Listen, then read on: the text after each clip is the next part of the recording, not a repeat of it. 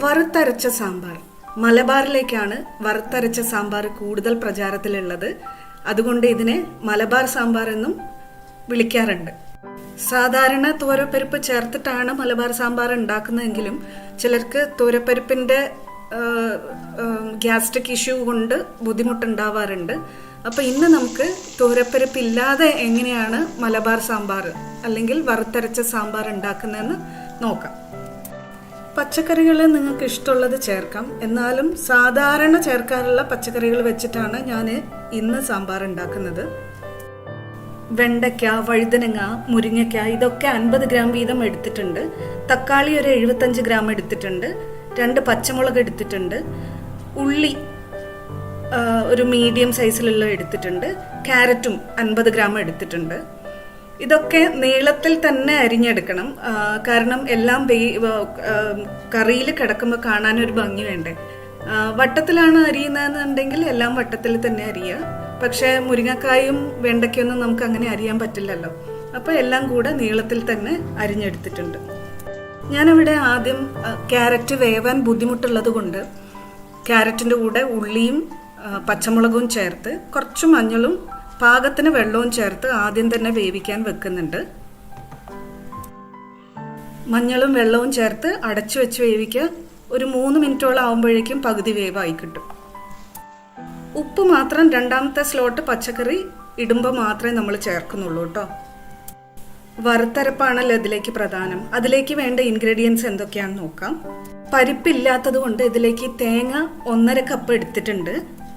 മല്ലി, മുഴുവനായിട്ടുള്ള മല്ലി 2 table spoon എടുത്തിട്ടുണ്ട്. വെളുത്തുള്ളി ചെറുത് ഒരു 6 എണ്ണം എടുത്തിട്ടുണ്ട്. ചുവന്നുള്ളി അതേപോലെ തന്നെ ഒരു 8 എണ്ണം എടുത്തിട്ടുണ്ട്, മീഡിയം സൈസിലുള്ളത്.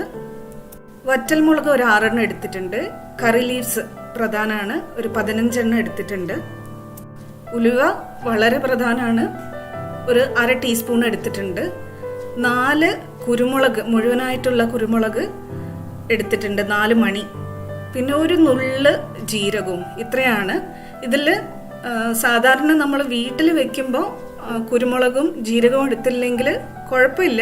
പക്ഷെ സദ്യക്കൊക്കെ വെക്കുമ്പോൾ ഇത് രണ്ടും ചേർക്കാറുണ്ട്. ഇനി ഇത് നമുക്ക് ഓയിൽ ഫ്രൈ ചെയ്തെടുക്കണം. അതിനുവേണ്ടി ഒരു ചൂട് കട്ടിയുള്ള പാത്രമോ നോൺ സ്റ്റിക്ക് പാത്രമോ ഉപയോഗിക്കാം.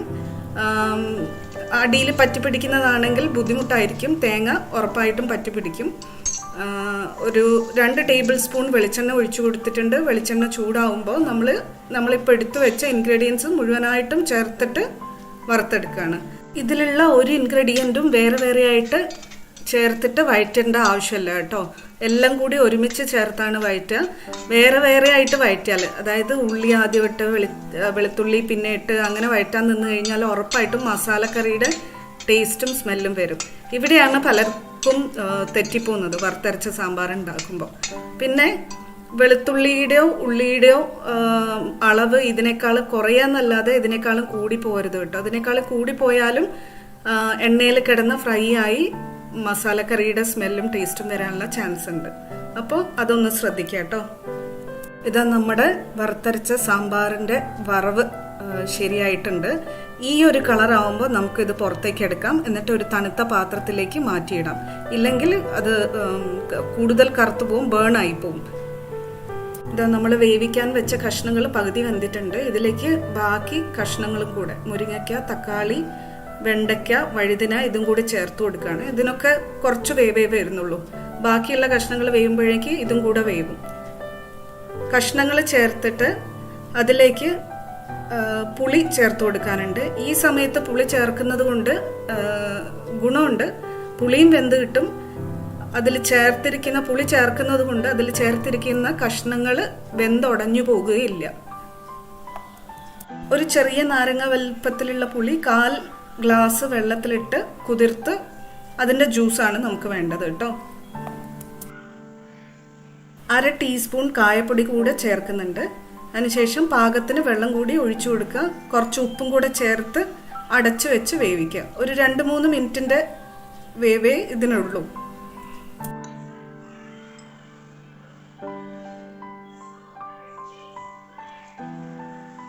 അപ്പോഴേക്കും നമ്മൾ എടുത്തു വെച്ച വറുത്തെടുത്ത് വെച്ച തേങ്ങയും മറ്റ് ഇൻഗ്രീഡിയൻസും നമുക്ക് നന്നായി അരച്ചെടുക്കാം. ഇതുപോലെ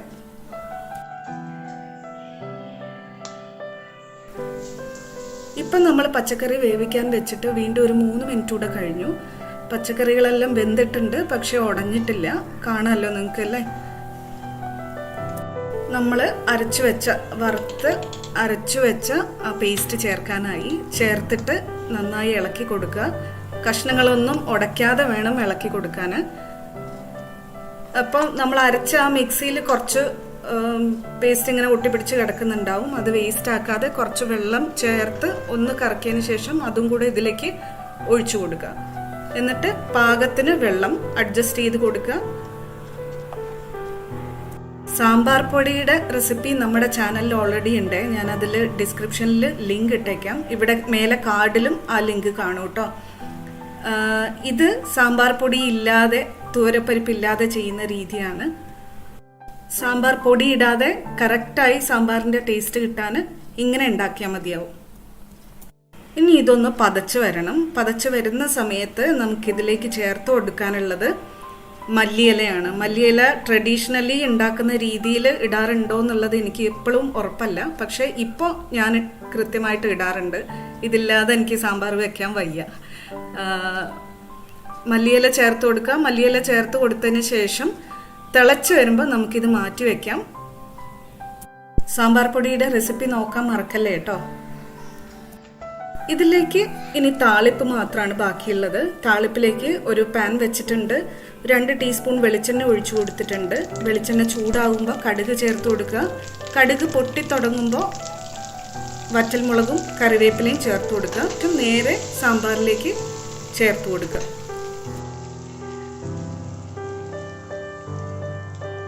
നന്നായി ഇളക്കി ചേർത്ത് കൊടുക്കുക. സാമ്പാർ റെഡിയാണ്. എല്ലാവരും വീട്ടിൽ ചെയ്തിട്ട് ഫീഡ്ബാക്ക് പറയണേ.